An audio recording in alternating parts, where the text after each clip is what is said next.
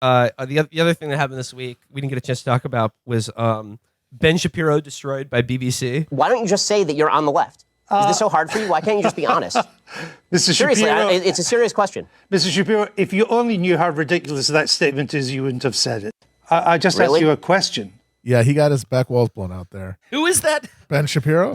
No, I know Ben Shapiro. Who's that one BBC guy? His name is Andrew Neil. Well, that's the thing. He's He's a a 3,000-year-old Tory. Yeah. He's the turtle from Neverending Yes. Story that's like, you can't get there. It's over 10,000 miles away.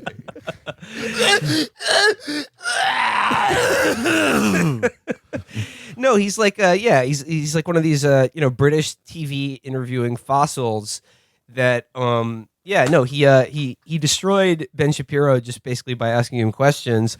But the thing is, everyone assumed that it was like Ben Shapiro pawned by reality, but like Andrew Neil is like thinks that being gay is a disease and that like global warming is made up along with vaccines. Like he's just like a weird ancient Tory lunatic. Which just goes to show how much of a precious little boy Ben is. Well, the thing is, like, it's just the conventions of like British TV news interviews are completely different than American, which is like in America they always want to get you book backed and they never ask a follow-up question. Where it was like in the BBC, like they take pride in making you uncomfortable or just sticking the knife in. I've got nothing but time to open up this textually printed copy of your Twitter posts.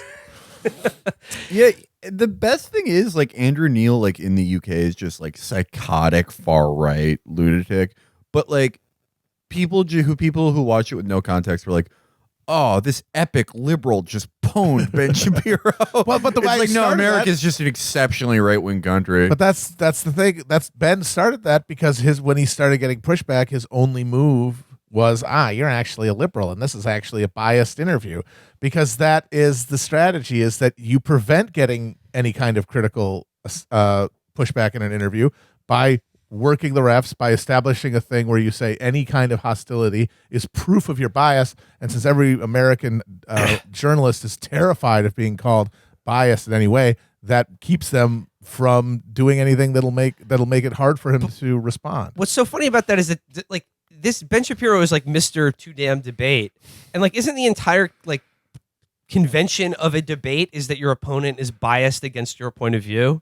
Yes, or that is will argue against but it. He only wants to debate, as we've discussed many times, weeping college students. Those are the only people who wants to debate. No one else who has ever offered to debate him has ever been taken up on it, other than like dog and pony shows at like Politicon, where it's like just a bunch of media hacks. Otherwise, it's like if you don't have purple hair and you're not already crying when you're talking to him, he doesn't want to debate you. Yeah, Ben Shapiro will get thrown off if somebody isn't actively shivering around him. The way to defeat Ben Shapiro is to slow down his voice track to normal one-time speed.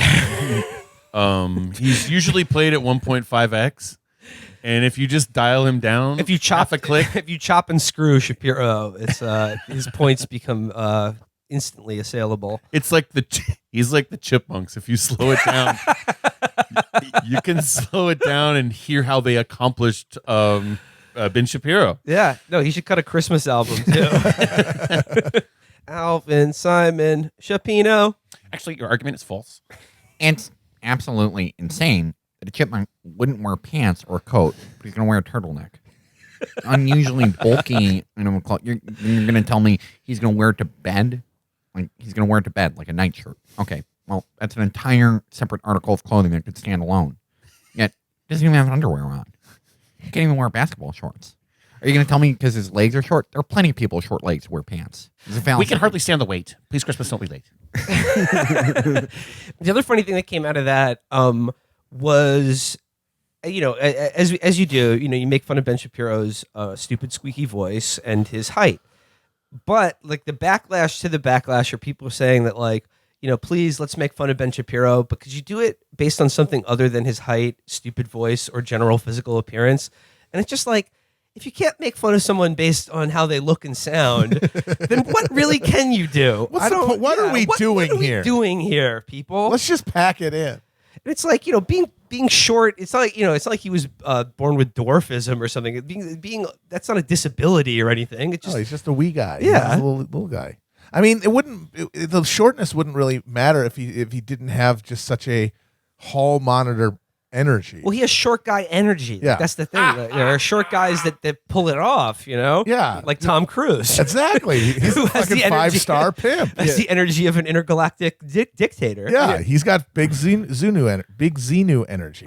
You please make fun of Ben Shapiro all you want, but can you please do it in dry academic language in a peer-reviewed journal?